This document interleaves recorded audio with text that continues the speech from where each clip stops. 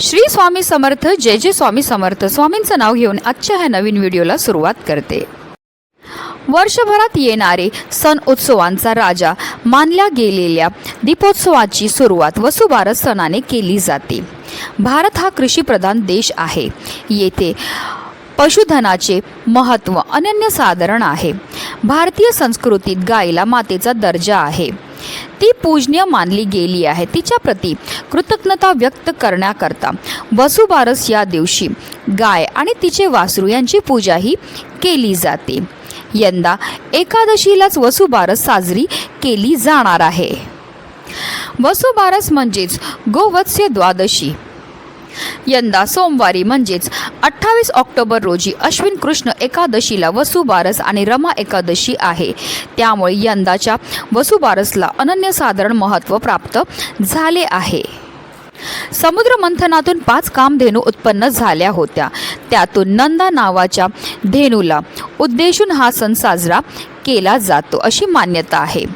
वसुबारस या शब्दातील वसु म्हणजे धन, त्यासाठी असलेली बारस म्हणजे द्वादशी. रमा एकादशीच्या दिवशी माता लक्ष्मीच्या रमा स्वरूपाची पूजा केली जाते. तसेच श्रीहरी विष्णूंच्या केशव रूपाची पूजाही केली जाते.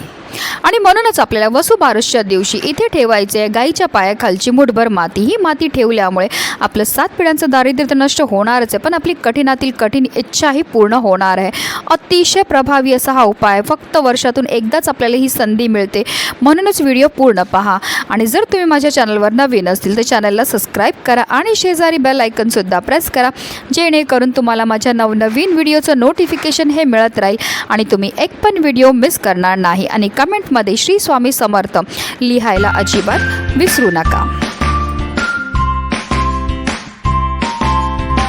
एकादशी तिथी ही जगाचे पालनहार श्रीहरी विष्णूंना समर्पित आहे.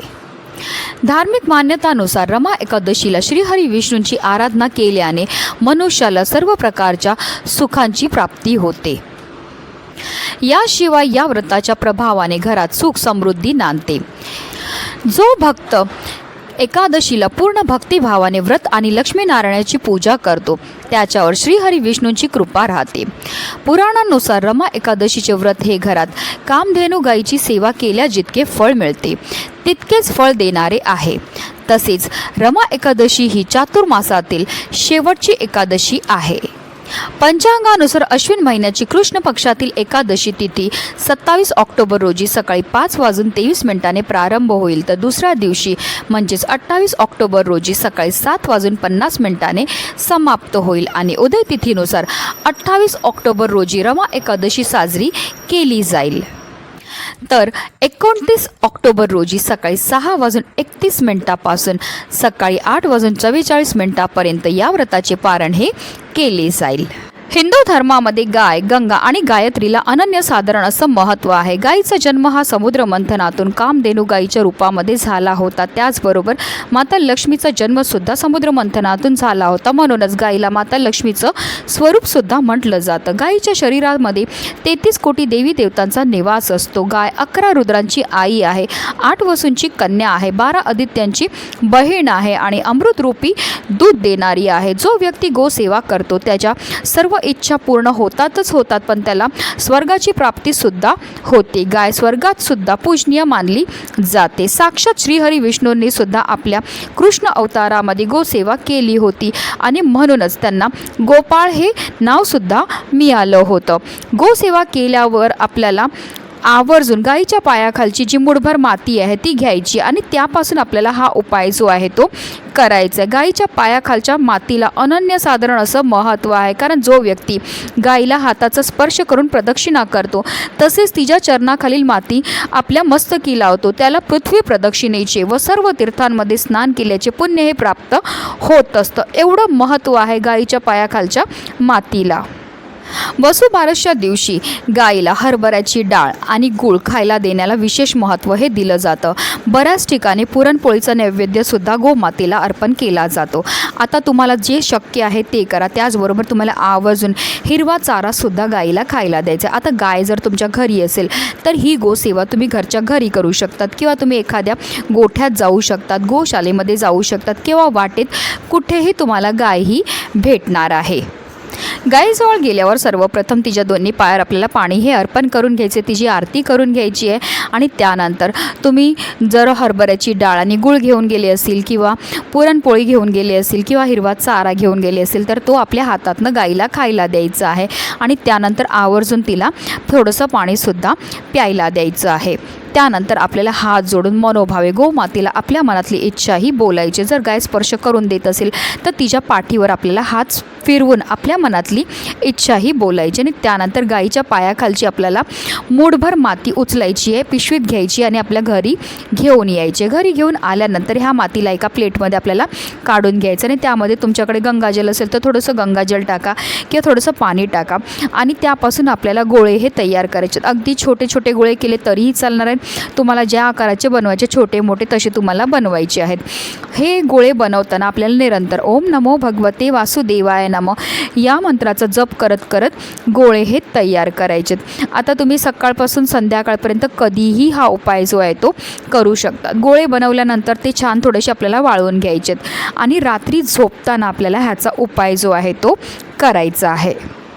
प्रयत्न करून हा जो उपाय तुम्ही करणार आहे तो तुम्हाला कोणालाही त्याच्याकरता बोलायचं नाही, गुपचूप करायचं आहे. आता हा जो मातीचा गोळा तुम्ही तयार केलेला त्याच्यातला एक मातीचा गोळा तुमच्या उजव्या हातामध्ये घ्यायचा आहे आणि तुमच्या मनातली जी पण इच्छा असेल किंवा समस्या असेल ती तुम्हाला बोलायची आहे. आणि गोमातेचं स्मरण करून तो मातीचा गोळा जो आहे तो आपल्या उशाखाली ठेवायचा आहे. आता बऱ्याच लोकांना हा प्रश्न पडेल की आपण मातीचे एवढे सारे गोळे बनवले, त्याच्यातला एकच गोळा आपण उपायाला वापरला आहेत, मग बाकीच्या गोळ्यांचं काय करायचं? तर ते गोळे तुम्ही एखाद्या डब्यामध्ये भरून व्यवस्थित ठेवून द्यायचेत, जेणेकरून परत तुमच्या आयुष्यामध्ये कधी समस्या उद्भवली तर हा उपायाकरता तुम्ही एकादशीच्या दिवशी पुन्हा हा गोळा जो आहे तो वापरू शकतात. तर तुम्हाला झोपी जायचं आहे आणि दुसऱ्या दिवशी तुम्ही उठल्यानंतर स्नान करायची आहे, स्वच्छ कपडे परिधान करून घ्यायचे आहेत. त्यानंतर तुम्हाला देवपूजा करायची आणि त्यानंतर हा गोळा जो आहे तिकडनं आपल्या उशाखालनं उचलायचा आहे. त्याचबरोबर आपल्याला 1 लोटाभर पाणी घ्यायचं आहे, त्यामध्ये थोडंसं गाईचं कच्चं दूध टाकायचं आहे, तसेच एक दिवा घ्यायचा आहे, त्यामध्ये आपल्याला मोहरीचं तेल टाकायचं आहे, पांढरी फुलं किंवा पिवळी फुलं घ्यायची आहेत, अगरबत्ती घ्यायची आणि ह्या सर्व वस्तू घेऊन जायचं आपल्या घराजवळ असणाऱ्या पिंपळ वृक्षाजवळ. आता तुमच्या घराजवळ काही कारणास्तव पिंपळ वृक्ष नसेल तर तुम्ही वडाच्या झाडाजवळ जाऊ शकतात, शमी वृक्षाजवळ जाऊ शकतात किंवा बेलाच्या झाडाजवळ जाऊ शकतात, कारण ह्या सर्व वृक्षांना दैवी वृक्ष मानलं जातं. तर आता तुमच्याजवळ पिंपळाचं झाड असेल तर आवर्जून तुम्हाला तिथेच जायचं आहे, कारण पिंपळ वृक्ष हे श्रीहरी विष्णूंचं साक्षात रूप म्हटलं जातं. म्हणून आपल्याला आवर्जून तिथेच हा उपाय करायचा. पिंपळ वृक्षाजवळ गेल्यावर सर्वप्रथम तिथे दिवा हा प्रज्वलित करून घ्यायचा आहे.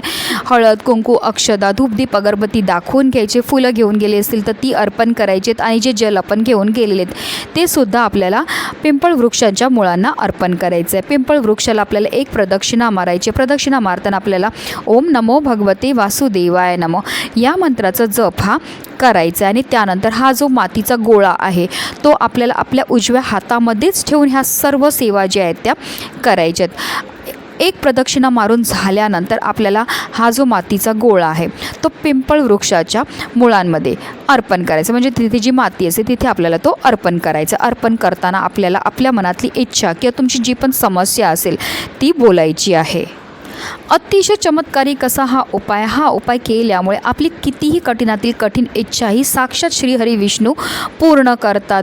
आणि वसुबारस आणि रमा एकादशीच्या दिवशी जर हा उपाय आपण केला तर साक्षात श्रीहरी विष्णूंची आपल्यावर कृपाही होणार आणि त्यांच्या कृपेने आपल्या आयुष्यामध्ये असणारे जे दुःख आहे, दारिद्र्य, दोष आहेत ते सर्व नष्ट होऊन आपल्या संपूर्ण कुटुंबाची भरभरून अशी प्रगती होणार आहे. एकदा हा उपाय तुम्ही केला की सरळ तुम्हाला तुमच्या घरी यायचं आहे. नक्की करा आणि म्हणूनच व्हिडिओ जास्तीत जास्त लोकांपर्यंत शेअर करा, जेणेकरून प्रत्येकाच्या आयुष्याचं कल्याण हो हीच मनामध्ये इच्छा.